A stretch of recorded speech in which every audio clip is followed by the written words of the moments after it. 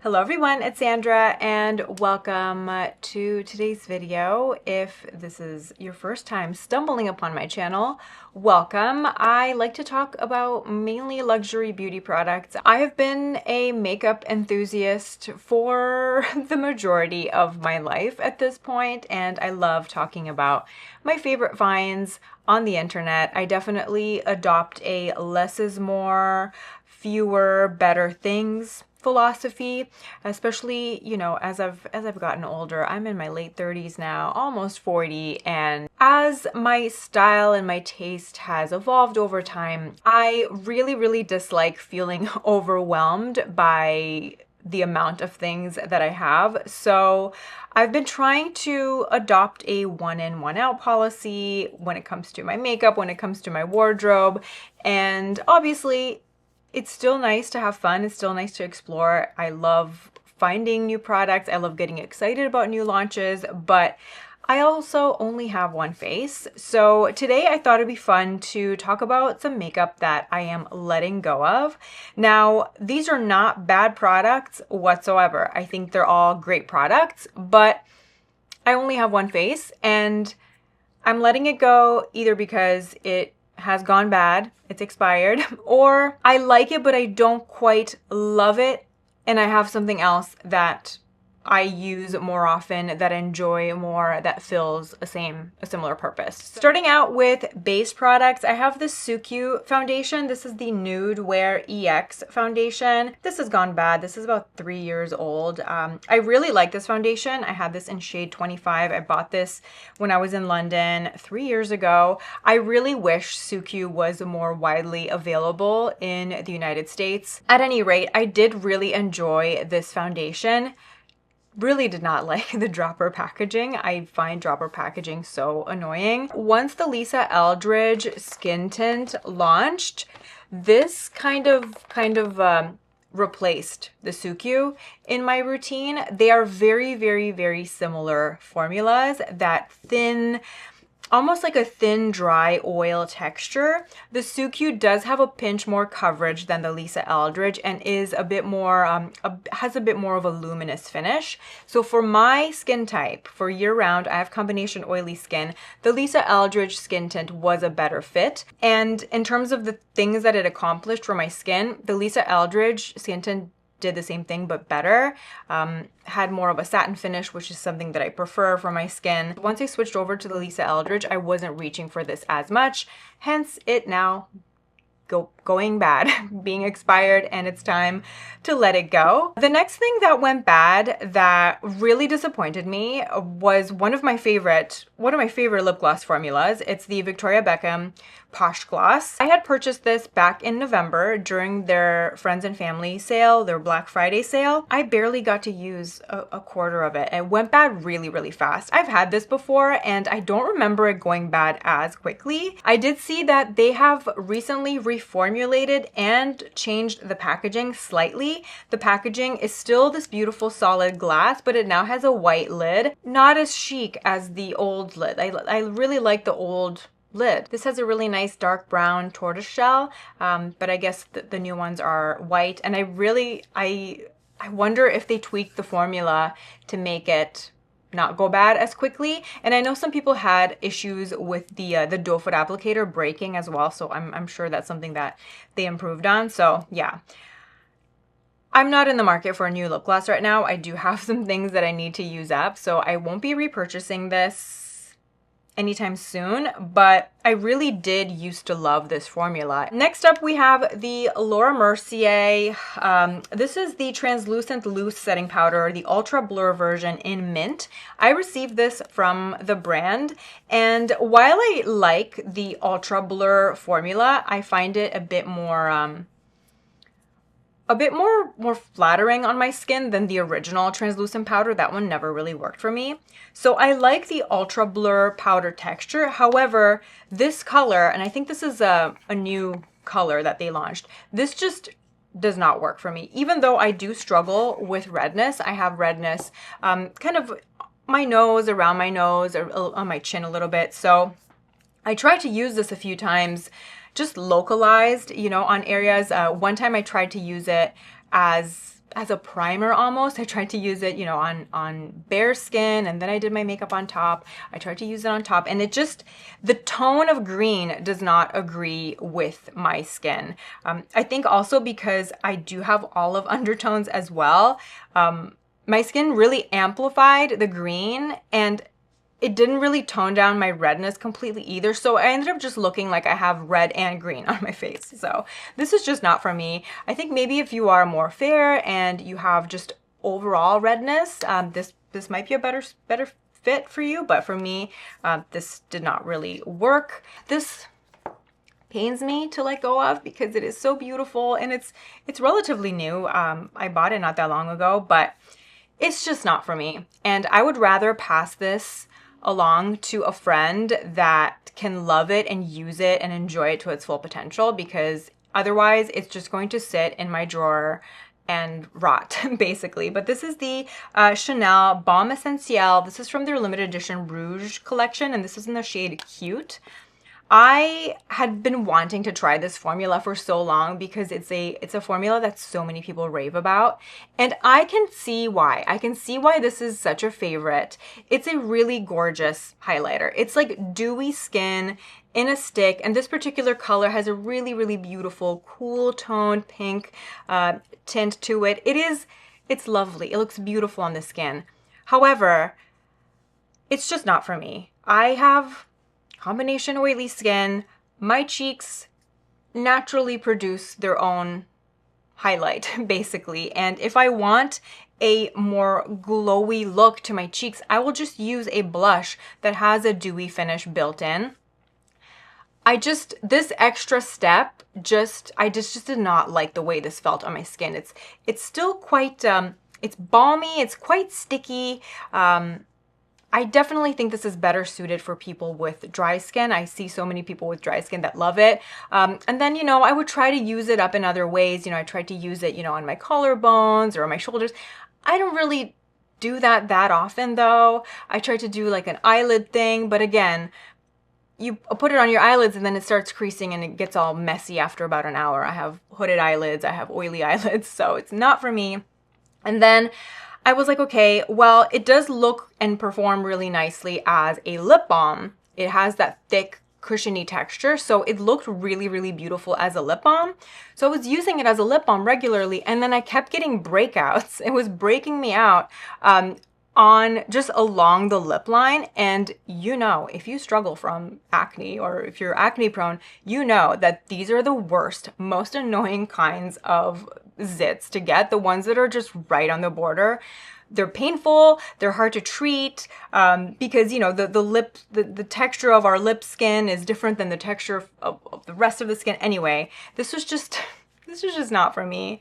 It's a beautiful product. I can see why it's so well loved. It's just not for me. Pass this along to a dry-skinned, non-acne prone friend that can enjoy it. Next, we have a bunch of blushes, and actually the first blush set, unfortunately, accidentally threw out. I meant to keep them so I can talk about them in this video, but I put them in the wrong bin and they went away. But I decluttered my Merit Flush Balm in the shade Fox because I was almost out of it. It started smelling a little bit funky, and I have a replacement, something else that I like a little bit more.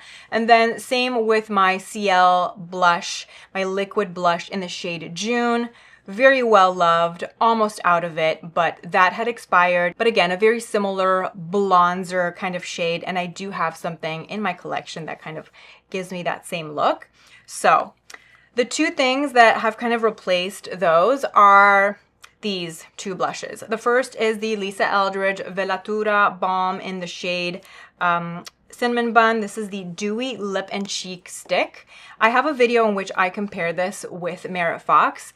They are very, very similar. This just has a better undertone for my skin. It's a touch less orange than the Merit. This is very much like a sheer buildable kind of product. This is quite balmy, quite cushiony, also performs really, really well and feels really nice on the lips. This is a true lip and cheek product. A lot of the times products marketed as lip and cheek products only excel at one, you know? Like technically you can use any blush, any cream blush as a lip and cheek, but some of them just don't feel as nice on the lips. This actually feels nice on the lips. It is like a thicker formula. It's not the type of product that I would use in the high heat, high humidity. In the summer, since I live somewhere that gets quite hot and humid and I do have, you know, oilier skin, this is just a bit too much for me for summer, but it is a really, really beautiful product.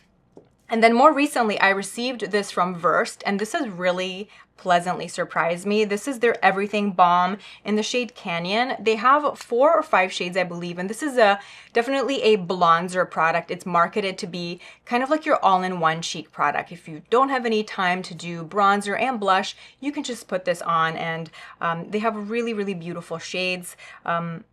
This is the shade Canyon, which is the shade that I selected for my skin tone. And again, if you liked Merit Fox and Merit Bespoke, this is like the love child of those two blushes. And fun fact, Merit and Versed are owned by the same parent company, so the formulas are very, very similar. This has that almost like an oily but very, very thin, dry oil kind of slippery texture. So if you're familiar with the Merit blush texture, the Makeup by Mario Skin Enhancer, this is very much that type of texture. But this, I'd say, is a touch more pigmented than the Merit blushes, but they perform very, very similarly on my cheeks. And it's also super, super similar to the Lisa Eldridge. As you can see, the Lisa Eldridge is like maybe a touch more, maybe has a touch more red in it. This is the Versed Canyon. And then this is Lisa Eldridge Cinnamon Bun. They are very, very similar. They definitely accomplish a similar look on the cheeks. The Lisa Eldridge formula has a bit more body to it, is maybe just a touch more sticky. They both have a very similar dewy finish on the cheeks. Now, because it's in a pot, I find the Versed more of a true running out the door bronzer product. I can just dip my brush in, tap, tap, tap, tap, tap, and go. Whereas the Lisa Eldridge, in order for me to get it to look the way I want it to, I like to kind of, you know, put it on the back of my hand first and then apply it, then dip my brush in, then apply it, but then this looks nicer as a lip and cheek product. So I would probably pack this with me if I travel. This is more travel friendly because, you know, it does the cheeks and the lips. And then this is more of a, if I'm in a rush kind of product, but you by no means need both of these. The Versed is a lot more budget friendly. They have a really good price point and their brush is amazing. This brush is so good for blush. It's also really great for foundation. It's the perfect density. I really like the shape as well. If you're in the market for a great new brush and a new bronzer that does it all, this is great. But again, if you're somewhere that's very hot, very humid, if you get sweaty, if you're oily, this will slip and slide off your face really quickly. The next blush I'm passing on is the Ciel Liquid Blush in the shade Berry. This is a beautiful blush and I really love this formula. However, this is just too bright for me. I have come to terms with the fact that I am quite boring. This is just too bright for me. I think if I was more tanned, if I still tanned, I just never reach for it. I never reach for it. When I do reach for it, it looks beautiful. It's a stunning color. I'm just not a super bright blush person.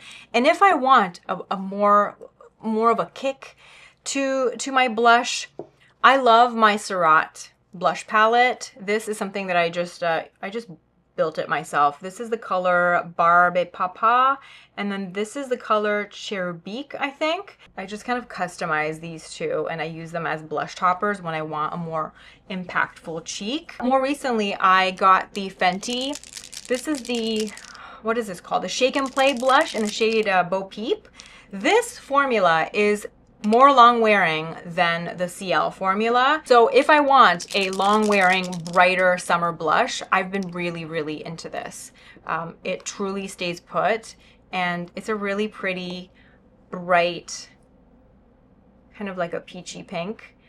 these are just more of the colors that I gravitate towards if I want a bolder cheek. This is just a bit too bold for me. So I would rather just pass it on to somebody that can love it and enjoy it before it goes bad. I'm wearing white pants. I should have thought about wearing white pants when I'm doing a video swatching a bunch of stuff. The next product I am decluttering is the Surratt Blush. This is the Blurring Pillow Blush in the shade Bare Muse. This is a stunning blush, a stunning formula. However, this does not look like this on my cheeks. This pulls too peachy on my skin. And while it's a really, really pretty color, it's just not my favorite. It's just not my favorite. There's no sense in hanging on to it. I like it, but I have other things that I like more. So, case in point, my old discontinued Armani Neo Nude. Initially, I was hoping the Surratt would be a replacement for the Armani, but they're not similar. Similar formula. The formula is almost identical, but you see, the Armani is just not as peachy. See how peachy the Surratt is in comparison with the Armani?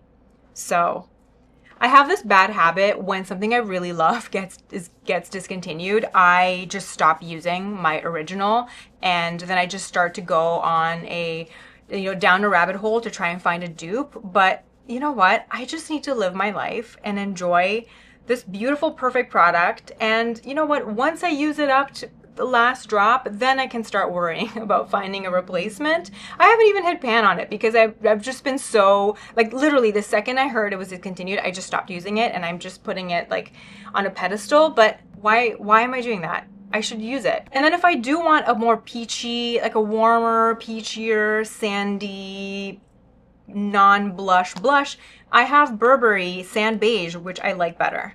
So this is a powder blush. I'm gonna swatch it next. This is more of like a sandy color.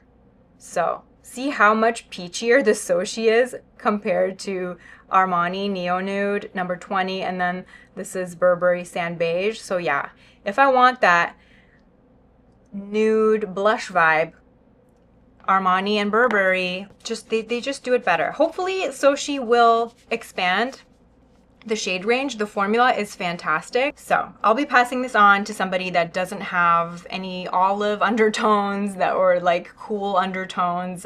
This actually looks really pretty on somebody that has like a warm undertone or just is like a true neutral. Finally, the last blush I'm decluttering is from Patrick Ta. This is the shade Not Too Much. Again, nothing wrong with it. Beautiful blush, beautiful formula. I just don't reach for it as much as other things. I have other things that do what this does better. This blush, you know, when I look at it, this is going to be a muted, nudie pink blush. And on me, especially when I put the powder on, the powder makes it even warmer. So this is Patrick Ta Not Too Much. Very pretty. However, I much prefer Haus Labs Glassy Ginger. They look very similar on the back of my hand, but Glassy Ginger is ever so slightly cooler toned, so on my cheeks it pulls a lot less warm.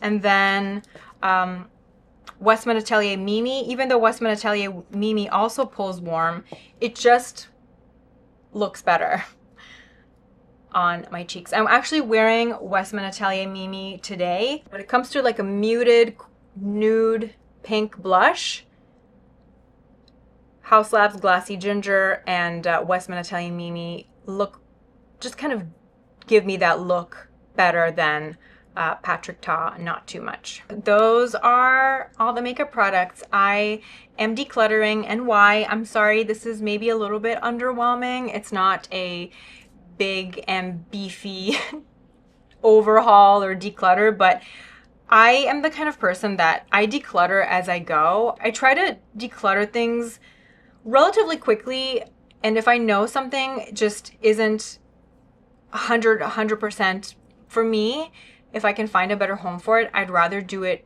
quicker so that the person that I give it to has more time to enjoy it. I don't want to hang on to something for too long and then it gets expired and then I have to, you know, throw it out. I hope you enjoyed this. I hope you found it useful.